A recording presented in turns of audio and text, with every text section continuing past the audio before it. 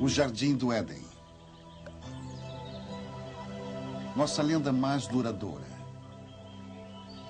Uma história construída nas grandes civilizações, uma após outra.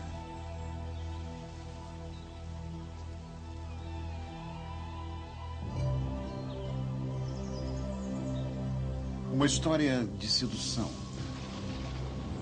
A fúria de Deus e paraíso perdido.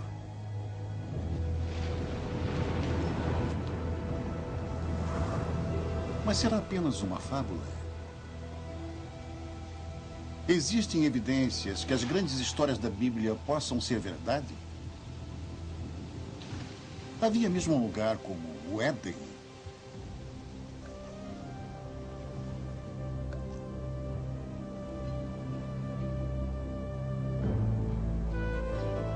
Hoje, a busca pelo Jardim do Éden nos leva a uma terra seca e desolada. Um lugar chamado Mesopotâmia.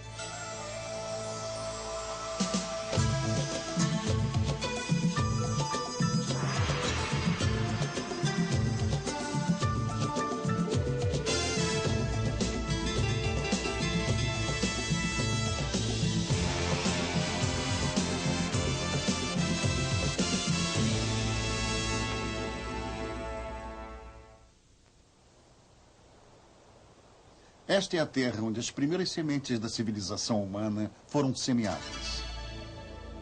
E foi aqui que 3 das maiores civilizações do mundo antigo floresceram: a Babilônia, a Síria e Suméria. Entre as suas ruínas, os fiéis muito procuraram por respostas para os mais profundos mistérios da Bíblia, enquanto os arqueólogos exploraram essas terras em busca das bases históricas da crença. Nossa busca pelo Éden é uma jornada de volta no tempo. Primeiro para a Babilônia, a última dessas civilizações perdidas. Depois, mais distante no passado, para os assírios, mestres poderosos na arte da guerra.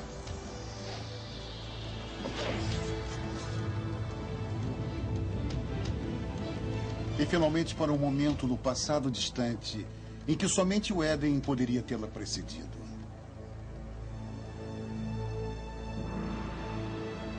A Suméria e a criação da própria civilização.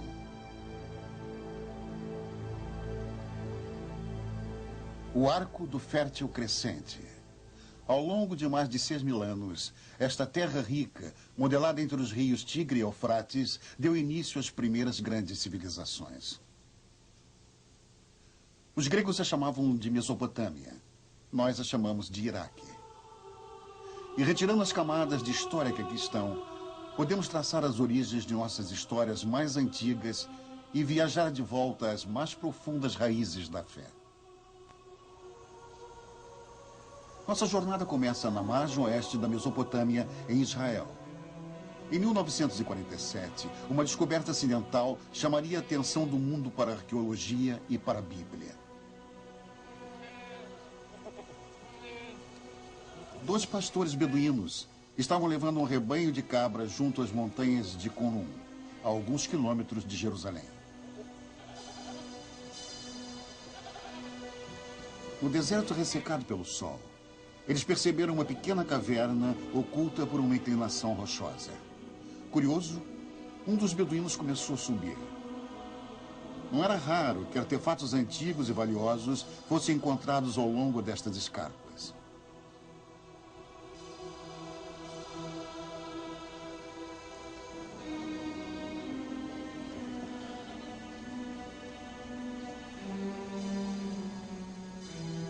Dentro da caverna, o pastor descobriu restos de antigos potes, fragmentos de pergaminhos de couro e alguns pedaços de papiro.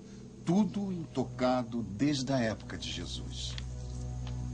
Estes escritos, de uma obscura seita judaica chamada de Essênios, seriam conhecidos através do mundo como os pergaminhos do Mar Morto.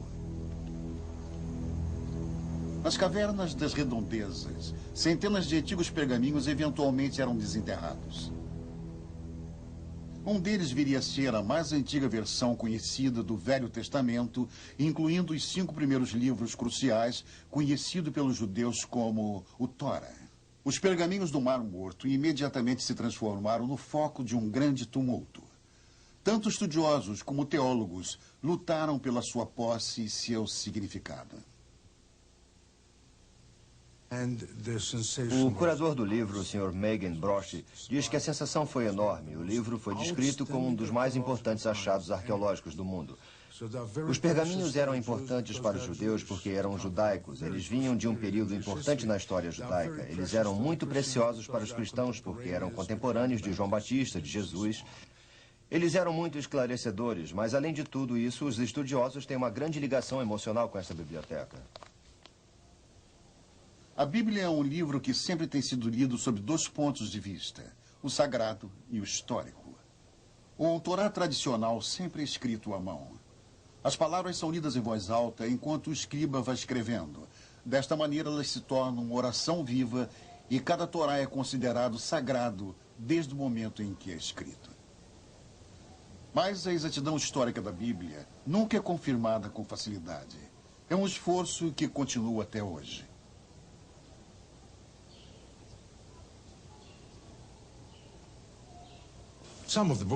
Ele diz que alguns livros da Bíblia são excelentes livros de história. São os primeiros livros históricos que temos e totalmente exatos, porque existem referências cruzadas de outras fontes. E eles são extremamente precisos. Sendo assim, eles são muito importantes. A descoberta dos pergaminhos do Mar Morto foi o acontecimento mais famoso na arqueologia bíblica, mas não significa que tenha sido o primeiro. O impulso de explorar a história bíblica tem uma tradição respeitável. É uma busca que começava na Terra Santa, mas que conduzia à Mesopotâmia. Por toda a história, expedicionários das cruzadas, místicos e crentes têm sido atraídos para os lugares onde as histórias da Bíblia aconteceram. Mas com a chegada do século XIX, uma nova espécie de peregrino tentou fortificar sua crença na Bíblia através da recém-criada ciência da arqueologia. Com certeza não haveria maior confirmação de sua fé do que provar que as histórias bíblicas eram verdadeiras. O arqueólogo e escritor Neil Silberman diz que a primeira intenção dos arqueólogos bíblicos era localizar os lugares mencionados nas narrativas e ver se alguma ilustração daquelas histórias podia ser encontrada. Usar a cerâmica antiga, as paredes das antigas cidades e as antigas armas como ilustrações das histórias bíblicas que todos eles imaginavam desde a infância.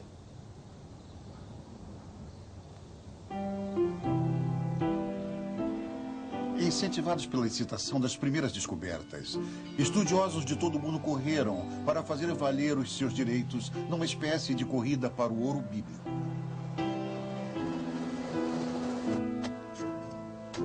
Na competição estavam arqueólogos ingleses, alemães e franceses invadindo a Terra Santa e detetives teológicos cavando em busca de Deus e da Terra.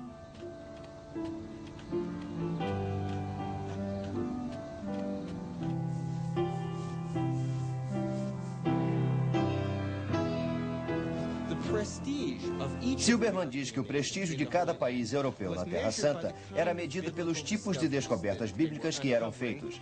E uma das maiores batalhas diplomáticas e políticas que aconteceram na história da arqueologia bíblica foi a descoberta da famosa pedra moabita. Em 1868, bem para o interior do território de Moabe, alguns beduínos da tribo de Boni Hamida tropeçaram numa misteriosa placa de pedra enterrada no deserto. Para os membros da tribo, não era novidade as antiguidades da área, nem o valor que elas tinham para os europeus. O primeiro ocidental a ouvir falar da curiosa pedra negra foi o reverendo Frederick Augustus Klein. Ele imediatamente partiu direto para o deserto infestado de bandidos, acompanhado apenas por alguns guias beduínos. Klein era um missionário, não um arqueólogo. Quando ele viu pela primeira vez a estranha escultura de basalto, ele sentiu uma torrente de excitação. Ele suspeitava que a placa negra pudesse confirmar suas crenças mais profundas.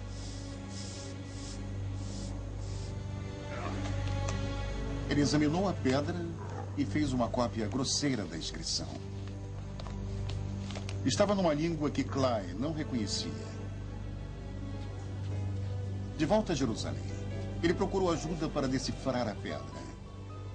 Assim que as notícias da descoberta começaram a se espalhar, as ruas e bazares fervilharam com os boatos de uma grande descoberta. A escrita na pedra vinha a ser um relatório de um rei moabita sobre uma batalha também descrita na Bíblia. Pela primeira vez, tinha-se uma confirmação escrita, gravada na pedra, de uma história da Bíblia. Duas fontes do mesmo acontecimento. Para os fiéis, era a prova que eles estavam procurando. Uma evidência concreta da exatidão histórica da Bíblia.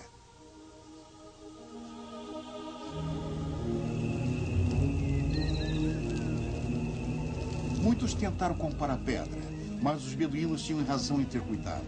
No passado, eles tinham sido enganados por europeus caçadores de tesouros. Presumindo que algo tão valioso para os europeus pudesse conter ouro, eles lançaram a pedra no fogo na intenção de parti-la.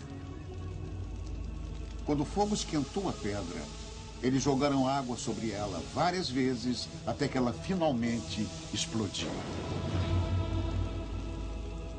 Eles não encontraram nenhum ouro e a pedra estava destruída. A primeira confirmação arqueológica da história da Bíblia. A primeira evidência comprovada já encontrada na Terra Santa estava despedaçada. A perda da pedra foi devastadora, mas não deu fim à caça dos tesouros bíblicos. Agora que a própria Bíblia tinha sido confirmada como história, ela mostrava o caminho muito mais distante para dentro do passado. Uma volta de mais de 2.500 anos para um grande império governado da Babilônia ao momento que a própria Bíblia estava nascendo.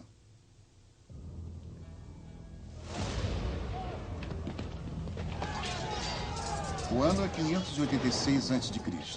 Os exércitos de Nabucodonosor, rei da Babilônia, invadem Jerusalém com a ira de um Deus furioso. Isso foi quase 6 séculos antes do nascimento de Cristo. Os romanos ainda nem mesmo tinham sonhado com o império. É um capítulo escuro na história dos judeus.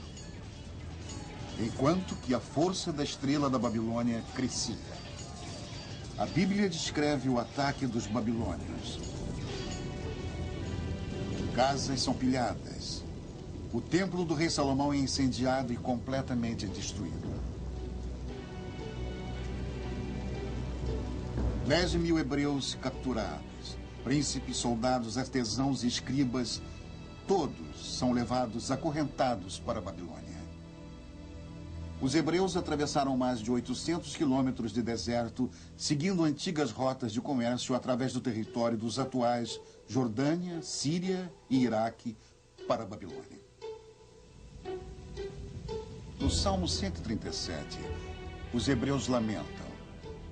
Junto aos rios da Babilônia nos assentamos e choramos, lembrando-nos do Sião.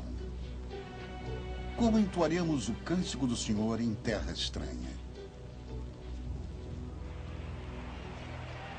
Enfraquecidos e exaustos, os hebreus entraram na Babilônia, temendo sua extensão e sua fúria. Arrancados da modesta cidade de Jerusalém, eles viram a majestosa capital do mundo antigo.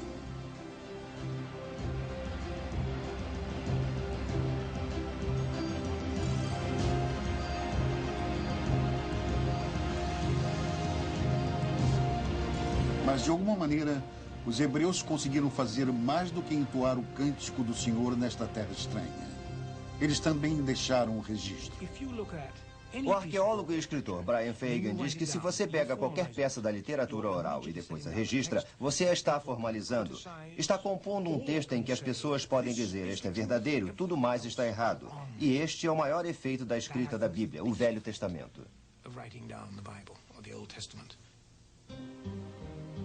Hoje, os muros reconstruídos que cercam a Babilônia estão marcados com o nome de Saddam Hussein. Mas quando os tijolos foram feitos, tinham um outro nome: Rei Nabucodonosor. Esta era uma terra de muitos deuses e ídolos pagãos. Um lugar inacreditável para a criação de um dos textos mais sagrados do mundo. Contudo, a grande diversidade da Babilônia criou o clima perfeito.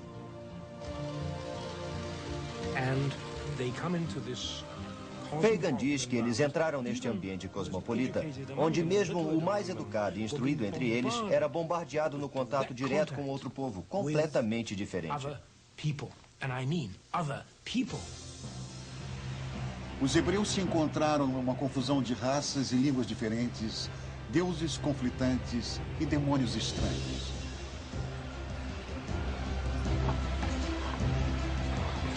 O livro das Revelações poderia perguntar: que cidade é esta, vestida de púrpura e vermelho, adornada com ouro e pérolas?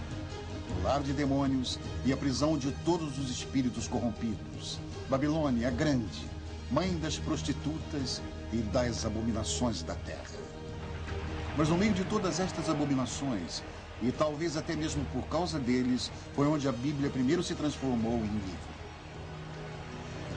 Ameaçados por uma nova escultura esmagadora, os escribas hebreus estavam desesperados em preservar e solidificar a identidade judaica. Por mais de 3 gerações no cativeiro, os escribas unificaram a tradição oral, os textos novos e os textos sagrados de Israel num único manuscrito. Tinha nascido a Bíblia. Brosh diz que, felizmente para eles, os babilônios eram bem liberais. Eles permitiram que os hebreus mantivessem sua própria cultura, sua própria religião, e que estudassem seus próprios livros. Foi isso que preservou a Bíblia até os dias de hoje. Mas assim como os livros da Bíblia ficaram juntos durante os anos de exílio, a cultura babilônica influenciaria profundamente o trabalho dos escribas hebreus. Fagan acha que a maioria das pessoas que foi para o exílio era composta de pessoas muito instruídas. Um escriba falava para o outro. Ele tem certeza de que foi assim que muitas informações foram transmitidas. E ele acha que a troca de ideias e conhecimento deve ter sido fantástica. A Bíblia, eventualmente, refletiria histórias e tradições da Babilônia, e até mesmo de civilizações mesopotâmicas mais antigas.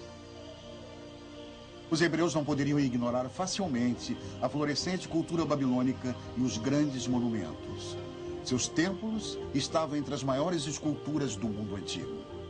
Fagan fala das grandes construções públicas, a calçada cerimonial, o palácio de Nabucodonosor, com seus lendários jardins suspensos, palmeiras e o rio.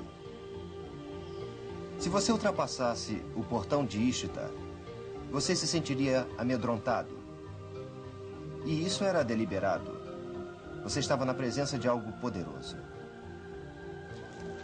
Mas junto a isso, estava a cidade. O povo.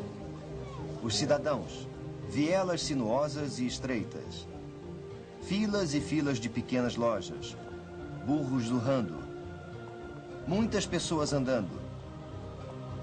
Pequenos abrigos entrelaçados, cheios de vida.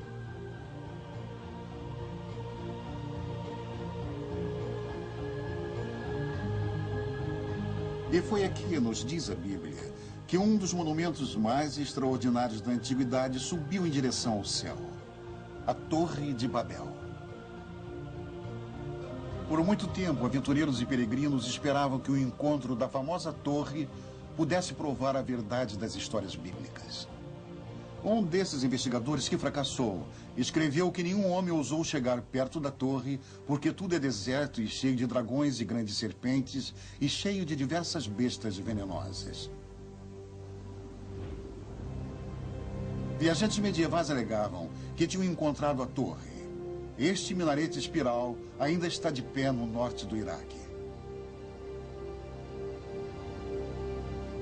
Mas eles estavam errados. Esta torre foi construída 1500 anos mais tarde e muito longe dos muros da Babilônia. Talvez a possibilidade mais intrigante tenha sido apresentada por Robert Caldwell, um arqueólogo alemão no início deste milênio. Ele descobriu uma fossa retangular com apenas alguns tijolos de argila. Muitos especialistas acreditam que Caldwell tenha encontrado tudo o que restou da famosa torre. Os grandes monumentos da Babilônia causaram uma forte impressão nos escribas bíblicos. Mas seu legado mais duradouro, que sobrevive até hoje, é uma inovação babilônica muito mais impressionante ainda: o Código de Leis. Babilônia foi a primeira civilização na Terra a ter um código legal escrito. A original pedra esculpida é uma relíquia surpreendente. Perdida durante centenas de anos, ela emergiria no final do século XIX. Uma pedra entalhada com um dos documentos legais mais importantes de todos os tempos. 1.200 anos antes dos hebreus terem sido capturados, um rei babilônico tinha esta pedra entalhada com as leis que levam o seu nome. O Código de Hammurabi. Estes escritos podem ser lidos como os precursores do Código Legal no Êxodo, no Levítico e no Deuteronômio. Nas sociedades onde o conhecimento e a lei são transmitidos e tratados oralmente, o precedente é extremamente importante. Mas quando eram escritos, as pessoas que escreviam tinham grande poder. O Código de Hammurabi influenciou quase todas as civilizações desde a Babilônia. Ainda hoje, muitos dos mais primitivos métodos antigos de julgamento sobrevivem virtualmente intactos. Hammurabi descrevia um ritual chamado aprovação, um teste doloroso e até mesmo mortal de culpa e inocência. Em algumas tribos beduínas remotas, a aprovação ainda é praticada quase da mesma maneira que na época de Hammurabi.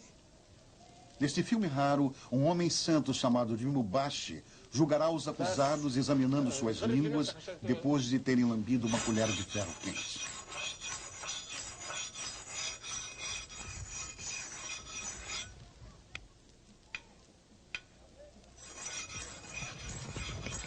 Estes homens estão sendo acusados de roubo. Eles devem ser submetidos à aprovação ou são considerados culpados sem julgamento. Os membros da família observam ansiosamente enquanto os jovens se preparam para o doloroso ritual.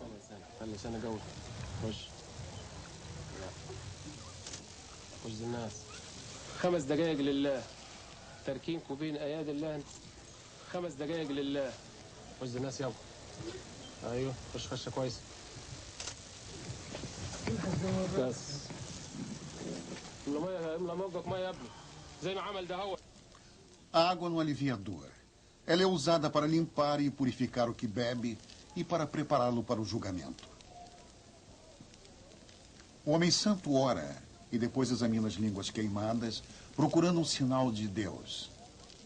Somente o Mubashi pode vaticinar a culpa ou a inocência, e ele sozinho determinará o destino dos homens. Finalmente, o veredicto.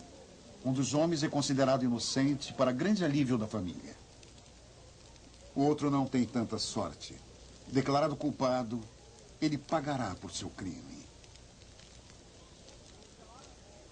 A aprovação é o intrigante eco moderno do Hammurabi, mas suas leis chegam muito mais diretamente ao presente através da Bíblia.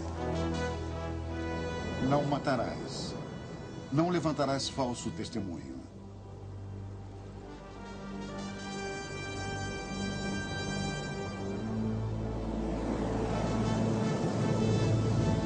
Os 10 mandamentos, a base das leis bíblicas, e também apenas o começo de um complexo conjunto de códigos e convenções fundamental ao Velho Testamento.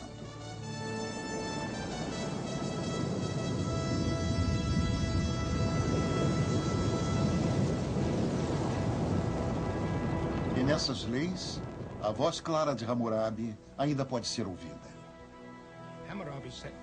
O Dr. Fagan diz que Hammurabi fez leis, não introduziu grandes novidades. Ele apenas escreveu as leis que vigoram pelas civilizações que existiram há centenas ou talvez milhares de anos. Olho por olho, dente por dente e princípios assim, muitos deles ainda estão codificados nas leis de hoje. Mas a Babilônia que formulou a Bíblia e suas leis teve suas raízes numa civilização ainda mais antiga. Uma que alcançou seu auge 7 séculos antes de Cristo. Foi o cruel império da Assíria, um lugar que a Bíblia chamou de uma terra banhada em sangue.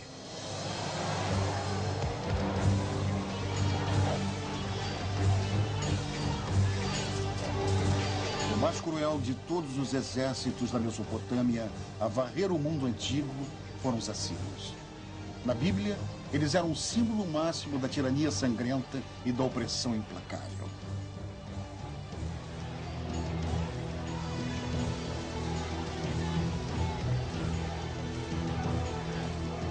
100 anos antes de Nabucodonosor aprisionar os hebreus na Babilônia, a Bíblia nos diz que o rei assírio Senaqueribe atacou as terras dos hebreus.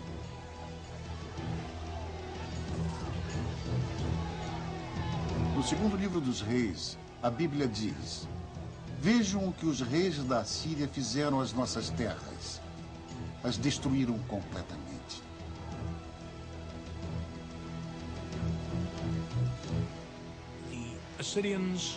O Dr. Fagan diz que os assírios eram governados por reis tirânicos. Eles acreditavam no poder absoluto. Agora, poder absoluto significa controle e é mantido quase que invariavelmente pela eficiência militar e pela força. E os assírios mantinham uma máquina de guerra extremamente poderosa e eficiente. E sobre as paredes dos palácios dos reis assírios estavam os relatos de algumas de suas expedições escritas, termos arrogantes e de grande eloquência. O escritor Nicholas Guild diz que quando os assírios tomavam uma cidade, eles poderiam amontoar as cabeças dos cidadãos-chefes ao lado do portão, ou pegar o rei da cidade e esfolá-lo vivo e fixar sua pele na parede.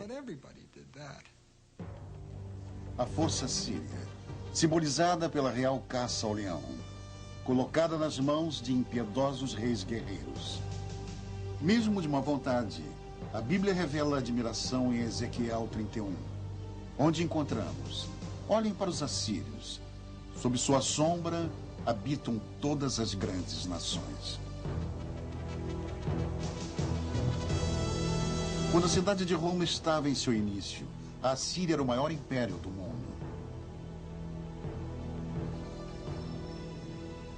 Durante mais de 1000 anos, foram poucos os detalhes da civilização assíria.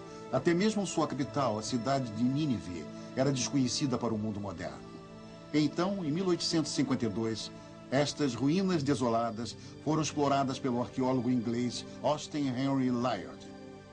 O que Layard encontrou aqui, no norte do Iraque, não era nada menor do que o Palácio Real de Nínive, um tesouro intacto da civilização assíria.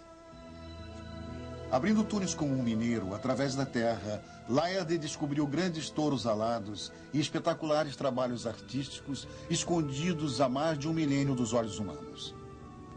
O mundo ficou surpreso e excitado com sua descoberta. Nínive era outra cidade bíblica encontrada, uma confirmação a mais da veracidade das histórias bíblicas. Mas a mais monumental das descobertas de Layard foi a grande biblioteca de Nínive. Uma extraordinária coleção de 22.000 placas de argila inscritas com a escrita cuneiforme dos assírios. O Dr. Guild acha que a única comunicação direta com os povos do mundo antigo é o que eles deixaram por trás de seus escritos. É assim que podemos saber o que comiam, que tratamentos médicos usavam, como era a vida familiar, a vida política e como encaravam a religião. Detalhes da vida síria revelam uma sociedade patriarcal. Um mundo onde os cidadãos, e especialmente as mulheres, tinham uma posição inferior. O Dr. Guild explica que toda mulher assíria, ainda na infância, antes de se casar, ia para o templo de Ishtar, sentava nos degraus e ficava esperando até que algum homem aparecesse e jogasse uma moeda na bainha de seu vestido. Ela entrava junto com ele e fazia o que tinha que fazer e pronto. Mesmo neste mundo tirânico, havia um tipo de justiça no casamento. Mesmo uma esposa tinha certos direitos. O Dr. Guild conta que uma mulher podia especificar em seu contrato de casamento que seu marido não poderia ter outras esposas. Ela poderia especificar que ele poderia ter prostitutas, mas não outras esposas. Mas se as mulheres comuns tinham condições limitadas, recentes descobertas revelam que as rainhas assírias gozavam de grandes privilégios. Em 1989, o antigo palácio de Ninrub, no norte do Iraque, foi o palco de uma estonteante descoberta. Os especialistas a chamaram a descoberta mais significante desde a tumba do rei Tut, o tesouro de Ninrub. O Sr. Said, do Departamento de Antiguidades do Iraque, diz que enquanto eles limpavam alguns dos cômodos, descobriram que havia algumas indicações sobre uma estrutura arqueada na parte de baixo do piso. Eles tiraram tudo e tentaram classificar e descobriram que ali estavam os corpos de pelo menos 2 rainhas.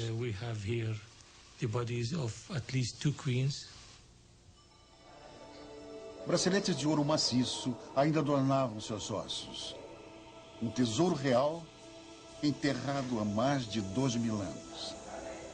Este filme fantástico, feito por arqueólogos iraquianos, é um registro exclusivo de suas extraordinárias descobertas. Pela primeira vez, a tumba de uma rainha síria tinha sido descoberta intacta. O sepulcro real ainda apresentava uma ameaça para proteger suas ocupantes. A maldição dizia: aquele que abrir o selo e me retirar de minha tumba, deixe que seu espírito vague com sede sob os implacáveis raios do sol e que possam os grandes deuses do inferno impor a seu cadáver e a seu fantasma a inquietação eterna. Ignorando a maldição, os arqueólogos desenterraram mais de 60 quilos de belíssimos trabalhos de joalheria, cálices de cristal e requintados entalhes. Os antigos assírios eram excelentes ourives e artesãos. Mas o valor deste tesouro era muito maior que seu valor em ouro. Na morte, as rainhas assírias esbanjavam riquezas. Mas em vida, eram seus reis que forjavam a história. Reis com gosto pelo império. No ano 701 a.C., o rei Senaqueribe e seu exército atravessaram o deserto em direção ao mar Mediterrâneo. Os valentes assírios estavam determinados a conquistar tudo que estivesse em seu caminho. As cidades de Judá, inclusive Jerusalém e seu rebelde rei Ezequias.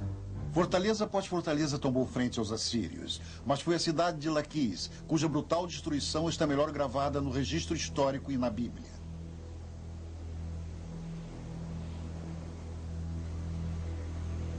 O Dr. Fagan diz que o cerco de Laquis é um belo exemplo de como um exército assírio invadiu uma cidade. Ele a cercava, a sitiava e escravizava seus habitantes, que não eram executados. Homens, mulheres e crianças.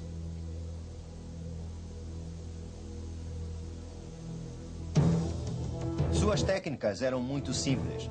Era uma conquista brutal, uma conquista rápida, sistemática, eficiente.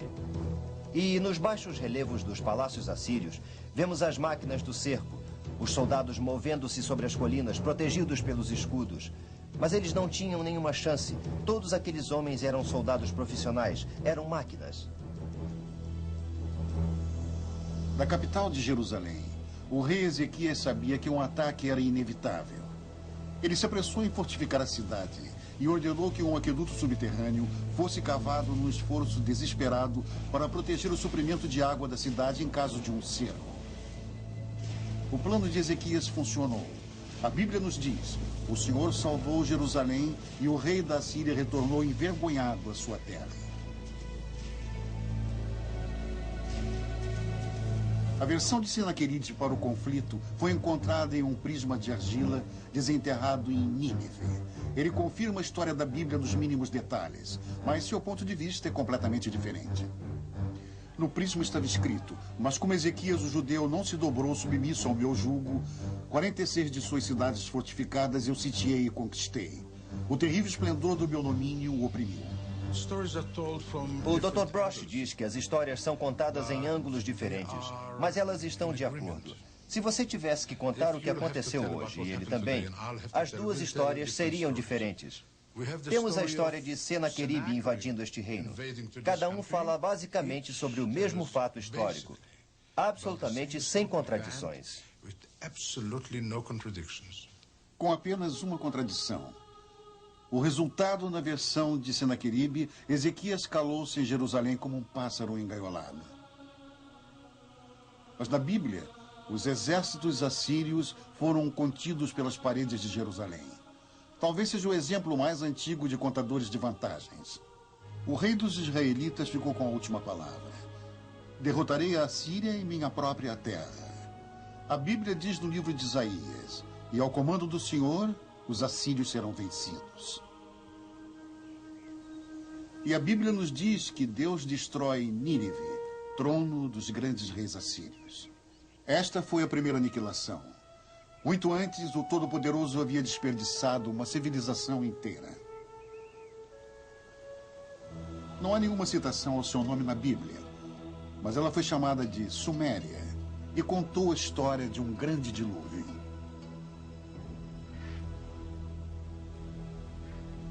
É uma das histórias mais conhecidas da Bíblia, a saga da Arca de Noé. Um Deus furioso, um barco de madeira, um dilúvio. É a história de Noé e sua família, que escapando na arca com todas as espécies de animais e sobrevivendo à terrível enchente enquanto o resto da humanidade é destruída.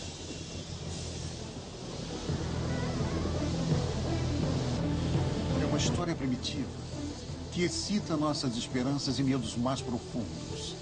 Uma história baseada na Bíblia, mas também num outro texto antigo, um texto descoberto nas ruínas da Suméria.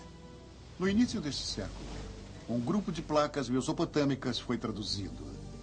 Elas revelaram a mais antiga lenda conhecida de uma enchente cataclísmica. O primeiro épico escrito do mundo. É a história do fabuloso rei Gilgamesh. Sua história sobre uma grande enchente precede a Bíblia em pelo menos 2000 anos. A história dizia que por 7 dias e 7 noites, a enchente se estendeu sobre a terra e o enorme barco foi sacudido pelas tempestades. O Dr. Fagan diz que o barco depois encalhou numa montanha e eles soltaram os pássaros. E esta história tem uma grande semelhança com a história da enchente bíblica. É uma história maravilhosa. Há mais de 5.000 anos atrás, a história da grande enchente foi contada aqui pela primeira vez nas antigas cidades da Suméria, Uruk, Eridu e Ur. Na Suméria encontramos o início de quase tudo que nos faz civilizados. Eles inventaram a roda, o governo e a jardinagem. Suméria, a primeira civilização da Terra. Numa terra sem pedras, eles inventaram os tijolos de lama como esses que ainda hoje são feitos e usados. E a partir destes simples blocos para a construção, erigiram os primeiros grandes monumentos chamados zigurates, os templos-torres que se elevavam a centenas de metros. Os sumerianos inventaram um sistema que divide a hora, os minutos e os segundos em 60. E orientavam até mesmo os adolescentes problemáticos que não queriam ir à escola ou fazerem nada de útil.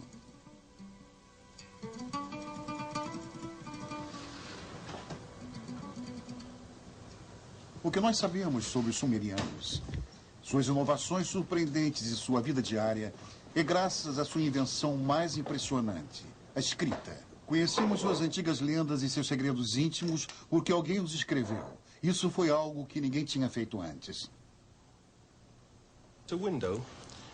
Steve Tinney é estudioso da civilização sumeriana e diz que é como uma janela composta de vários vidros, alguns dos quais podemos ver através e outros não. Ainda precisamos de muito mais além do que temos. Enquanto que o que temos é espetacular em alguns casos, sempre temos que ter em mente que tudo faz parte da vida de pessoas que nunca veremos. Há 5.000 anos atrás, alguém gravou suas histórias na argila, nos fornecendo um lampejo do mundo à primeira visão de civilização. Steve diz que, como povo, os sumerianos, sob vários aspectos, eram parecidos conosco. Eles tinham interesse em encontrar outras pessoas e beber cerveja. E existem várias coleções de poemas que relatam os preparativos de uma mulher para seu amante, como ela se vestia e esperava a chegada de seu amante. O centro da civilização sumeriana era a cidade perdida de Ur, que já se pensou ser a pátria de Abraão, o primeiro dos patriarcas bíblicos.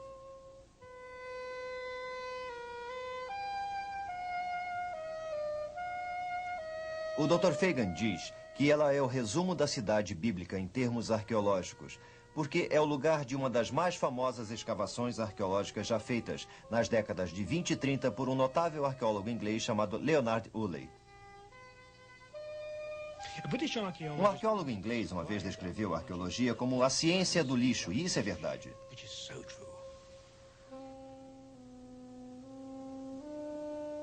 Leonard Woolley era um arqueólogo que podia dar vida às pedras, aos ossos, aos tijolos e aos vasos. Ele poderia levar as pessoas para um passeio numa pequena quadra de Ur da Caldeia, onde as bases das casas estavam expostas. E enquanto se caminhava, ele falava da vida das pessoas que viveram naquelas casas. Falava das vigas, dos tetos baixos, dos móveis. Em suas mãos, Ur criava vida.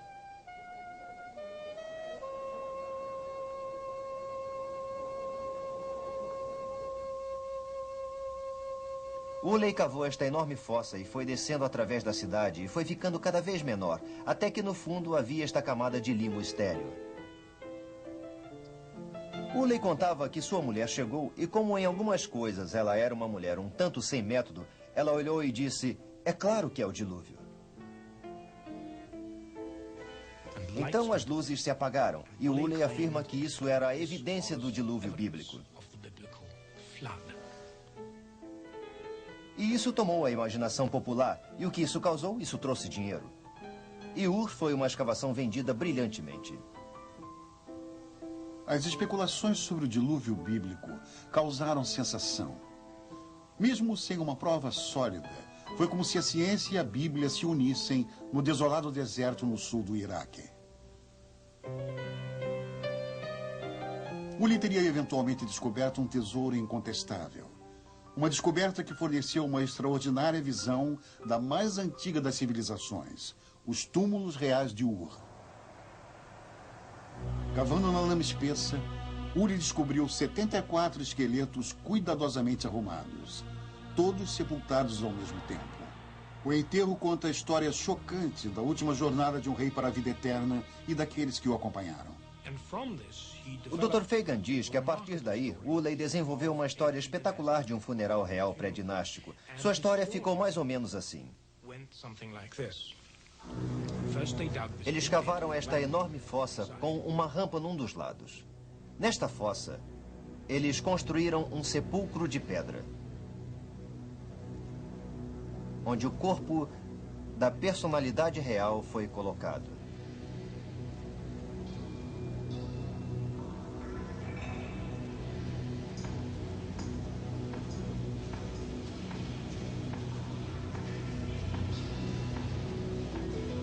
Depois, toda a corte marchou em fila para o interior da fossa.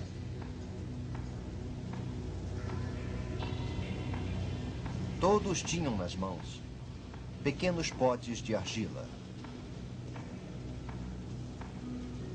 E a um sinal, todos beberam o veneno.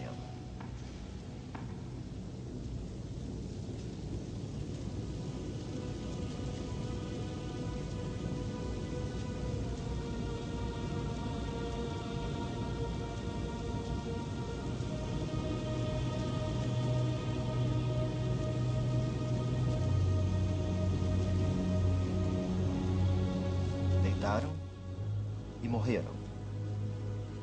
E foi assim que o príncipe foi para sua sepultura com todos os seus partidários.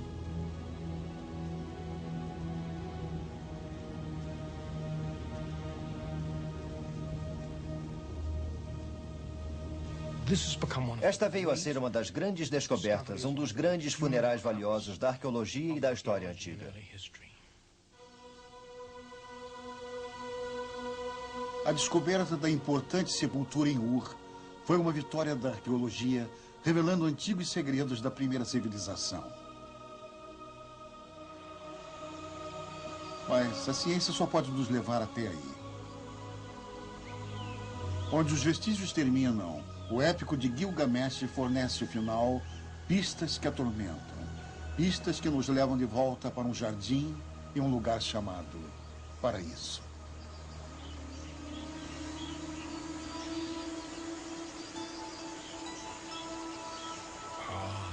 Dr. Fagan diz que é o Jardim do Éden. No início, Deus criou o mundo. Este tipo de mito sobre a criação do mundo está presente em quase todas as sociedades da Terra.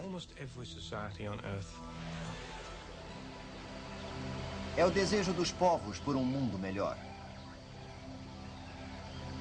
Jardins do Éden, paraíso, e pessoas ansiando por uma vida menos complicada, uma vida de sossego, ou uma recompensa por terem trabalhado tão duro. No antigo épico sumeriano de Gilgamesh, o nome dado ao paraíso é Dilmun. Steve diz que é um lugar além da margem de uma habitação humana normal. É como aparece no mito sumeriano do dilúvio. É onde o sobrevivente do dilúvio vive. E existem outros mitos que apresentam Dilmun como um lugar perfeito. Segundo o Dr. Fagan, Dilmun aparece nas lendas mesopotâmicas como um tipo de jardim do Éden, como um tipo de paraíso, um lugar de folhagens verdes e muita água, ventos e refrescantes brisas. É um lugar de maravilhas. Um lugar perfeito. Mesmo assim, é o lar de uma serpente. No antigo épico, a serpente roubou a flor que dava a imortalidade. E assim como Adão, Gilgamesh teve que deixar o jardim e morrer. A ideia do paraíso parece ser universal. Mas em que ela está baseada? Mas existiu mesmo um lugar assim?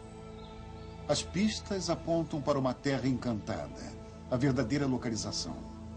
A quase 650 quilômetros ao sul da antiga cidade sumeriana de Ur, repousa a ilha de Bahrain, um mercado fundamental nas rotas de comércio pelos áridos desertos e mares salgados da Mesopotâmia. Hoje, Bahrain é menos que um paraíso, mas já foi viçosa. Uma vez, esta ilha teve água e vida em abundância. Uma vez, há muito tempo, ela era Dilmun, mas era um paraíso. Em comparação ao deserto circundante, com certeza ela devia parecer. Havia muita água aqui no que hoje é uma ilha deserta, florida. Era um jardim produzindo frutas suculentas. E aqui havia pessoas que aparentemente levavam uma vida abençoada. Mais de 85 mil túmulos salpicam esta paisagem, provavelmente muito mais do que em qualquer outro lugar do mundo antigo. Os ossos antigos nos dizem que essas pessoas eram mais altas e mais saudáveis, e viveram mais do que qualquer um na região.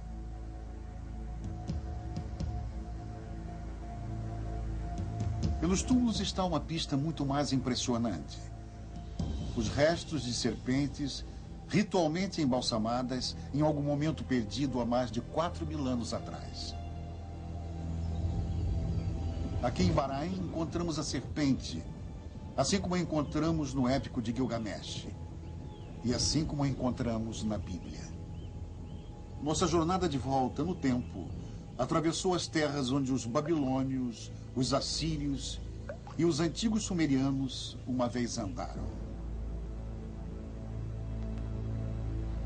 Mas é possível se aventurar tão longe para a terra que guarda as pegadas de Adão?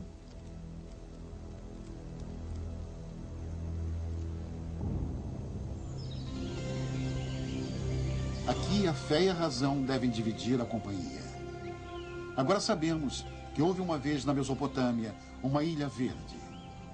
Podemos achar melhor acreditar que era o paraíso.